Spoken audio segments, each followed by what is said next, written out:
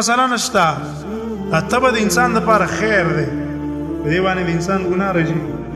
رسول الله صلی الله علیه وسلم فرمایلی دی کوم مسلمان ته چې تکلیف ورسېږي خفګانو ته ورسېږي تر دې چې وازغه په خپل کې لاړ شي الا کفر الله بیا خطاياه په دې باندې الله د ګناهونو راځي. وهرزه هم فرمایله په تمام امراضو کې ما ته تبه مرض ډېره خوښه ده دا تبه په مارش وجه دا په ټول بدن باندې راځي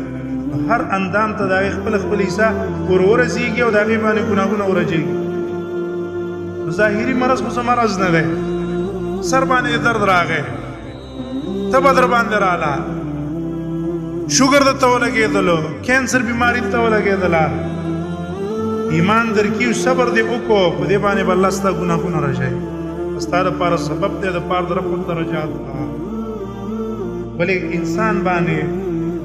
صاحب چې د الله تعالی د طرف ناراضي تکلیفونه راځي دوه وجونه کله راځي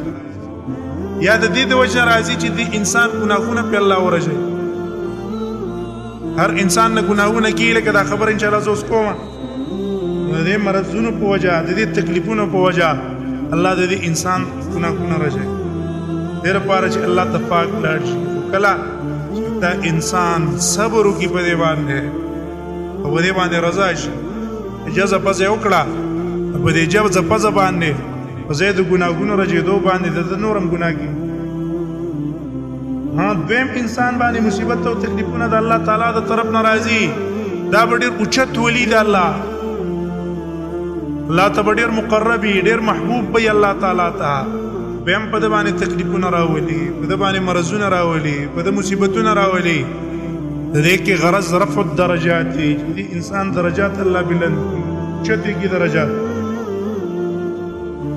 الله له چت درجات ورکی په دې وجه باندې الله تعالی د مصیبتونه راولي. عمران ابن حسین رضی الله عنه مبارک راضي عمران ابن حسین باندې بیماری لګېدلې و او داغه بیماری د وجه نه ډېر شکاله د پکټ باندې پروت داسې درجه تر رسیدلې چې سره فزیده بم نشو کیناسته بم نشو پاتېده بم نشو او ډېر شکاله پکټ باندې پروت عبد الله ابن شخير رحمه الله وايي وزد خپل رور سره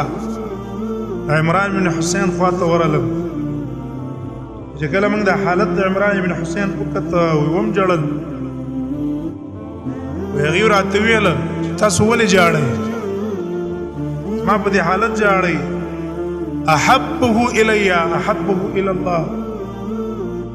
محبوب ما تاغه حالت ته چې کوم الله تعالی ته محبوب ده الله تعالی دا ما باندې تکلیف راوستلې ده دا د الله رضا ده مال تکلیف راکې مال مصیبت راکې زه په دې باندې خوشاله او دا خبره واوري تاسو ته پټه دا خبره کومه چاته ونه وای په دې ټیم کې ما سره ملائک راځي ما سره خبرې کوي په هغه باندې اونس حاصلو ما سره سلام کوي ما سره مصافحه کوي ما سره ناستي خبرې ما سره کوي په دې حالت اشاره او توګه چې دا د دې د وجه نه ده یعنی ګناهونو په وجه باندې ما باندې الله دا راوسته ده نه په دې مقام کې الله پاک چې مال ملائک را لېږي چې اوچت مرتبه والا الله په دې باندې زما درجات بلند دي دې لپاره چې درجات په زما بلند شي.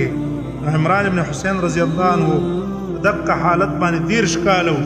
به دا غن رسول په وفات شوی دی. دنیا مصیبتونه د دنیا تکلیفونه انسان باندې راشي لیکن